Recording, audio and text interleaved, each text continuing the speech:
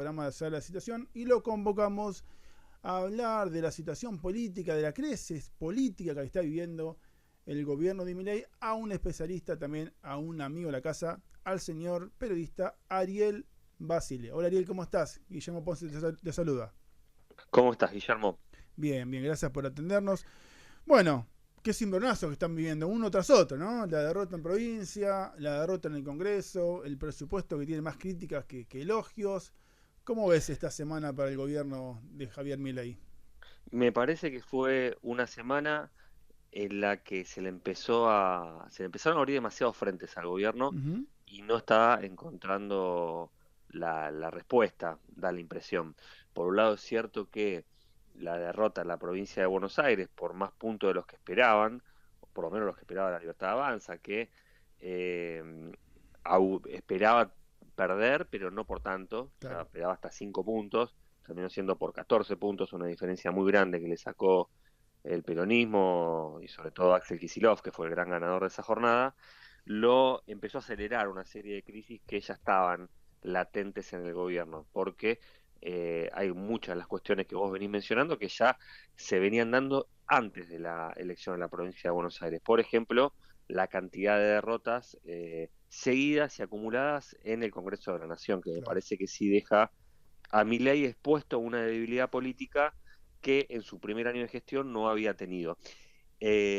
Digamos, esta semana también fue de reveses, tanto en diputados como en el Senado, se revirtieron vetos que Milei había hecho a leyes impulsadas por la oposición, como por ejemplo la ley que le da más fondos al Garrahan, la ley de financiamiento universitario, y en la Cámara de Senadores la ley de ATN que habían firmado los 24 gobernadores. En todos los casos con una mayoría abrumadora de la oposición. Recordemos que en 2024 Milei también había vetado leyes Ujú. y las había logrado sostener. Este año ya no. Y eso lo que implica es que ya no cuenta con un tercio de los votos, al menos en una de las cámaras, como para poder, ya no digamos proponer proyectos de ley, sino directamente frenar vía vetos los proyectos que impulse la oposición. Bueno, ya no tiene ni siquiera ese tercio blindado en el gobierno y esto se debe también no solamente a la cuestión electoral de la provincia, sino a errores Claro. estratégicos del gobierno en cuanto a los armados provinciales, donde, por ejemplo, le ha plantado rivales a gobernadores que habían sido aliados en toda la gestión para competirle en sus provincias, ¿no? Entonces eso lo que terminó haciendo fue eh, alejar a esos gobernadores que podían negociar con sus diputados y senadores que le tendieran una mano al gobierno en el Congreso, bueno, eso se terminó. En el medio, perdón, estoy medio congestionado. No, estamos todos igual, quédate tranquilo. No, bueno, te decía que en el medio no ganó ninguna de esas elecciones encima de la Libertad Avanza, con lo cual Ujú. le plantó rivales, espantó aliados y en el medio tampoco pudo obtener victorias en ninguna provincia. No, y además la perspectiva en cuanto a las elecciones de octubre para este armado, para este nuevo armado del Congreso, tampoco resulta muy optimista para el gobierno, ¿no? Porque no creo que cambie mucho en cuanto a la cantidad de legisladores oficialistas. Sí, a ver, la ventaja en este caso que tiene Javier Milei es que parte de una base muy chica, Claro, con lo cual no pone en juego muchos diputados. Prácticamente casi todo lo que gane lo va suma, a ser, van a ser ganancias efectivas en términos de bancas, ¿no? claro. Porque parte de una base muy chica y es la primera vez que la Libertad Avanza se va a presentar como un partido nacional. Entonces, aunque gane 10 diputados, va a ser ganancia. El tema es que por cómo se compuso el cierre de alianzas en muchas provincias, por las sociedades que armó y por cómo viene el juego, lo más probable es que esas bancas no se las gane a la oposición, sino que se las gane a sus mismos aliados. Es Claro. decir, tendrá menos bancas el PRO y tendrá más bancas la Libertad Avanza, en tal caso. Pero no pinta un escenario donde el gobierno pueda ampliar su volumen en el Congreso con votos ya sea aliados o propios, como para poder impulsar leyes. Y sobre todo después de lo que venimos viendo, lo que fue la provincia de Buenos Aires, lo que fue esta semana también en el Congreso, lo que está pasando con el rebote también en los mercados, una caída estrepitosa de las bolsas, Sí. el dólar ya superando el techo de la banda, el Banco Central obligado a intervenir con dólares. Hay un escenario económico que es muy complejo con el riesgo país en los 1.500 puntos, o sea, se le vino un revés para el gobierno que es político y económico, ¿no? Y entonces es como que está, como te decía al principio, Está Droid, eh, prácticamente. sobre varios frentes, ¿no? O sea, Claro. tiene lo económico y también tiene lo político en marcha, que como decís, bueno, hay que ver cómo llega octubre, ¿no? Con todo este escenario. ¿Y qué debería hacer? Porque tiene que ser un volantazo importante como para, por ejemplo, achicar estos 14 puntos que tal vez se repitan en octubre. Digo, si va a mantener las mismas medidas, si no va a haber un cambio, es muy difícil pensar que haya un resultado muy distinto a lo que pasó hace pocos días. Bueno, en la provincia de Buenos Aires probablemente haya un margen más chico de la ganancia del peronismo, porque lo que estiman en el PJ es que mucho del votante antiperonista que en septiembre no fue a votar, ahora ante este escenario puede llegar a acercarse a las urnas y terminar votando a la Libertad Avanza como una especie de freno de peronismo, ¿no? Ah, ah, Eso puede llegar a darse que el margen de victoria del peronismo en octubre, en vez de ser de 14, sea de 7, supongamos. Pero no solamente la provincia de Buenos Aires, o sea, ellos apuntaban a pintar de violeta al país, como decían. Recordamos, son sí, sí. 24 elecciones en realidad, una en cada distrito, Ujú.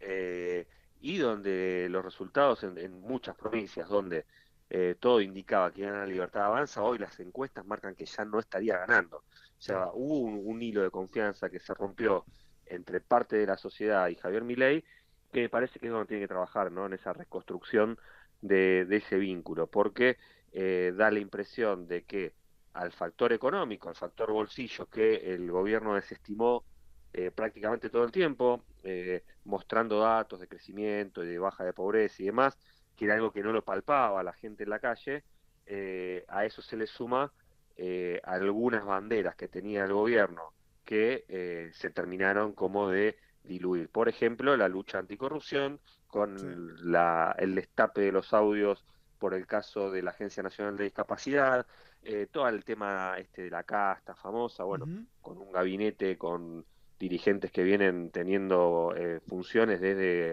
los últimos 25 años. Bueno, hay varias de los pilares que tenía Javier Milei que lo llevaron a ser presidente que hoy no tienen tanto correlato en la realidad política. Claro. Pero lo claro está que si no hay un cambio, el partido no termina bien. O sea, si no hay un cambio en el segundo tiempo, que cambia 3 4 jugadores del equipo, no termina todo bien. O sea, estamos en el peor momento del gobierno, ¿no? Estos 2 años. Estamos tal cual, coincido, en el peor momento del gobierno porque decíamos, en algún momento lo político siempre fue una debilidad por la cantidad de legisladores, no tener gobernadores, no tener intendentes, pero tenía un poco mejor acomodada la macroeconomía. O sea, en este escenario estamos en un momento donde ya hubo una caída de la actividad en el último trimestre, pinta que vamos a una recesión porque este trimestre también va a terminar con baja actividad y se supone que esta baja actividad va a llegar hasta el 26.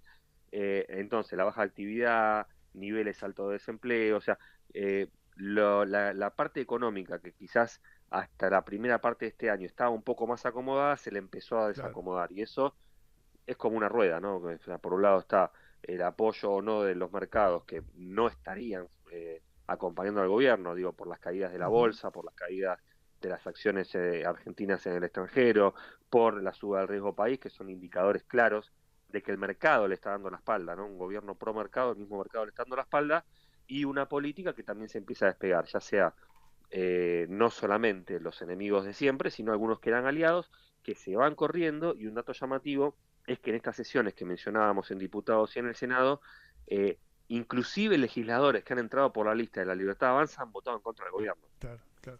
Entonces se ve también un grado de interna muy grande y con lo que vos decís, un volantazo que el gobierno debería pegar, que hasta ahora no solamente no los dio, sino que se aferró a buena parte de los dirigentes que fueron claves en el armado electoral, fundamentalmente su hermana Karina Milei, con apoyada en Martín Menem y Eduardo Lule Menem, y también en Sebastián Pareja, en la provincia de Buenos Aires, Ujú. que siguen ratificados al frente de la estrategia electoral.